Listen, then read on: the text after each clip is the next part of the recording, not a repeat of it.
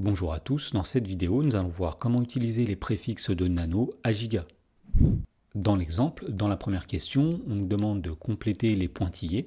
Donc tout d'abord on demande d'écrire 8 km en mètres, 3,7 ml en litres, etc. Alors avant de faire cela, nous allons commencer par faire des rappels sur les préfixes de nano à giga. Alors dans le tableau suivant, nous avons dans la première ligne les différents préfixes, dans la deuxième ligne leur symbole, et dans la troisième ligne, la puissance de 10 par laquelle il faut multiplier pour obtenir une unité. Donc tout d'abord, nous avons le préfixe giga qui se note grand G et qui consiste à multiplier par 10 puissance 9. Ensuite, de même, nous avons le préfixe méga qui se note grand M qui consiste à multiplier par 10 puissance 6. Le préfixe kilo qui se note petit k qui consiste à multiplier par 10 puissance 3, etc. Alors ici, nous avons les unités qui consistent à multiplier par 10 puissance 0, c'est-à-dire par multiplier par 1. Et de l'autre côté des unités, nous avons par exemple les décis qu'on note petit d et qui consistent à multiplier par 10 puissance moins 1, les centis qui se notent petit c qui consistent à multiplier par 10 puissance moins 2, etc. Alors voyons comment utiliser ce tableau dans la première question. On nous demande d'écrire 8 km comme des mètres. Alors pour faire cela, nous regardons dans le tableau la colonne qui correspond au kilo et nous voyons que pour obtenir des unités à partir des kilos, il suffit de multiplier par 10 puissance 3. Autrement dit, 8 km, c'est 8 fois 10 puissance 3 mètres. Ensuite, on peut dire que 10 puissance 3, c'est 1000, donc 8 fois 10 puissance 3, c'est 8000, et donc on en déduit que 8 km est égal à 8000 mètres. Dans la question B, on nous demande d'écrire 3,7 millilitres en litres. Alors pour faire cela, on regarde la colonne des millis dans le tableau, et nous voyons que 1 millilitre, c'est 10 puissance moins 3 litres. Autrement dit, 3,7 millilitres, c'est 3,7 fois 10 puissance moins 3 litres. Et à partir de là, si on veut une écriture décimale de 3,7 fois 10 puissance moins 3 litres, eh bien il faut se souvenir que multiplier par 10 puissance moins 3 revient à décaler la virgule de 3 crans vers la gauche. Et donc on en déduit que 3,7 millilitres est égal à 0,0037 litres. Dans la question C, on nous demande d'écrire 7 mégaoctets en octets. Donc pour faire cela, on va regarder la colonne méga dans le tableau et nous voyons que 1 méga correspond à 10 puissance 6 unités. Donc 1 mégaoctet, c'est 10 puissance 6 octets, et donc 7 mégaoctets, c'est 7 fois 10 puissance 6 octets. Alors puisque 10 puissance 6, c'est 1 million, et bien 7 fois 10 puissance 6, c'est 7 millions, et donc on en déduit que 7 mégaoctets est égal à 7 millions d'octets. Dans la question D, on nous demande d'écrire 91 nanomètres en mètres.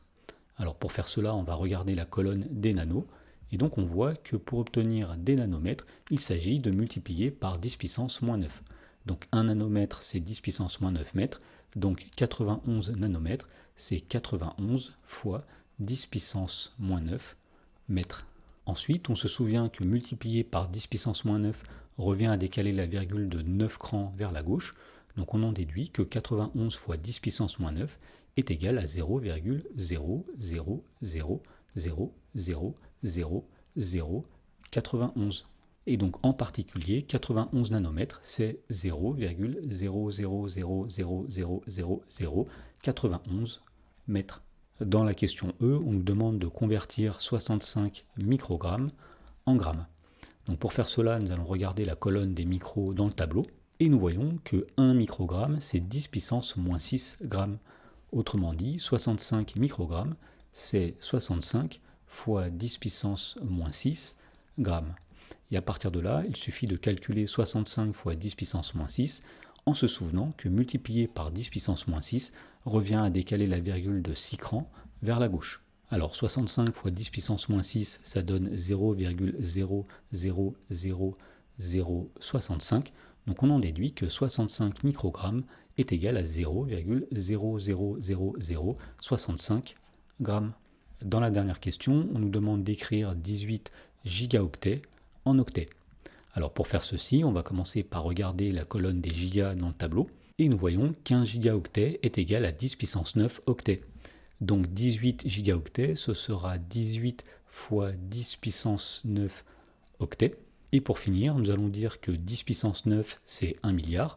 Donc 18 fois 10 puissance 9, c'est 18 milliards. Et donc on en déduit que 18 gigaoctets est égal à 18 milliards d'octets. Dans la question numéro 2, on demande de compléter les pointillés avec un nombre en écriture décimale. Donc par exemple, ici nous avons des mètres qu'on veut convertir en kilomètres, ici des nanomètres en centimètres, des hectolitres en litres, des mégaoctets en gigaoctets. Alors contrairement à la première question, on ne veut pas toujours convertir les nombres dans l'unité de base. Par exemple, ici nous avons 400 nanomètres qu'on veut convertir en centimètres et non pas en mètres. Et donc le plus simple pour faire cela est d'utiliser un tableau. Alors dans ce tableau, nous allons avoir plusieurs colonnes. Ici, nous aurons une colonne qui correspond aux unités. Ensuite, on voit que pour obtenir des décas, il faut multiplier les unités par 10. Donc on va se décaler d'une colonne vers la gauche pour avoir les décas. Pour avoir les hectos, on va se décaler de 2 colonnes vers la gauche. Pour obtenir les kilos, de 3 colonnes vers la gauche. Pour obtenir les mégas, on va se déplacer cette fois-ci de 6 colonnes vers la gauche. Donc 1, 2, 3, 4, 5, 6. Donc les mégas seront ici. Et pour obtenir des gigas, on va se décaler de 9 colonnes vers la gauche, donc 1, 2, 3, 4, 5, 6, 7, 8, 9. Les gigas seront ici. Ensuite, de la même façon, de l'autre côté, pour obtenir des décis, on va se décaler d'une colonne vers la droite, donc les décis seront ici. Pour obtenir les centis, on va se décaler de 2 colonnes vers la droite, donc les centis seront ici. Les millis seront ici. Pour obtenir des micros, il faut se décaler de 6 colonnes vers la droite. Donc 1, 2, 3, 4, 5, 6, les micros seront ici. Et enfin, pour obtenir des nanos, il faut se décaler de 9 colonnes vers la droite. Donc 1, 2, 3, 4, 5, 6, 7, 8, 9. Les nanos seront ici. Alors, dans la première question, on nous demande de convertir 8400 mètres en kilomètres. Alors, la première chose que nous allons remarquer, c'est que dans 8400, la virgule qui n'est évidemment pas écrite se situe ici. Alors, étant donné qu'ici 8400 est en mètres, eh bien, nous allons mettre la virgule dans la colonne qui correspond au mètre, c'est la colonne des unités. Et ensuite, nous allons écrire 8400 juste avant la virgule de la façon suivante, donc 8400. Et à partir de là, nous voulons obtenir le résultat en kilomètres. Donc nous allons déplacer cette virgule de façon à arriver dans la colonne des kilomètres, c'est-à-dire que nous allons la mettre ici. Et donc si on efface la virgule de départ qui est ici, on en déduit que 8400 mètres est égal à 8,400 km, ou plus simplement 8,4 km. Dans la question B, on nous demande de convertir 450 nanomètres en centimètres. Alors la première chose que nous allons remarquer, c'est que dans 450, la virgule qui n'est pas écrite se situe ici. Et donc puisqu'ici nous avons 450 nanomètres, nous allons mettre la virgule dans la colonne des nanos et nous allons écrire 450 comme ceci. Ensuite, on aimerait convertir ces nanomètres en centimètres, donc nous allons prendre la virgule et la mettre dans la colonne des centimètres et ajouter des zéros de façon à pouvoir compléter toutes les colonnes entre centimètres et nanomètres de la façon suivante. Et une fois que ceci est fait, on peut supprimer la virgule de départ comme ceci et nous avons ici le résultat de la conversion. Autrement dit, 450 nanomètres est égal à 0,0000450 cm. Autrement dit, 450 nanomètres est égal à 4,5 fois 10 puissance moins 5 cm. Dans la question C, on demande de convertir 8,3 hectolitres en litres. Alors tout d'abord, puisqu'ici nous avons des hectolitres, nous allons mettre la virgule dans la colonne des hectos et nous allons écrire 8,3 comme ceci. Ensuite, puisqu'on souhaite obtenir des litres, on souhaite arriver dans la colonne des unités qui est ici. Et donc pour faire cela, on va ajouter autant de zéros que nécessaire, c'est-à-dire un seul ici. Et une fois que cela est fait, nous allons décaler la virgule jusqu'à la colonne des litres qui est ici. Une fois que ceci est fait, on supprime le premier zéro. Et donc on voit que 8,3 hectolitres est égal à 830 litres. Dans la dernière question, on nous demande de convertir à 1543 mégaoctets en gigaoctets. Alors pour faire cela, on va commencer par remarquer que la virgule ici, qui n'est pas écrite, est située juste après le 3 ici. Donc on met une virgule dans la colonne des mégas et nous allons écrire le nombre 1543 de cette façon.